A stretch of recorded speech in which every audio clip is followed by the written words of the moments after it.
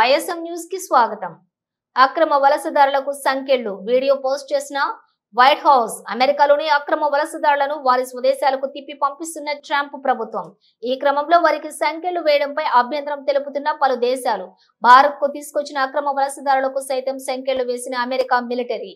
ఈ నేపథ్యంలోనే అక్రమ వలసదారులను హెచ్చరించేలా ఓ వీడియోను పోస్ట్ చేసిన వైట్ హౌస్.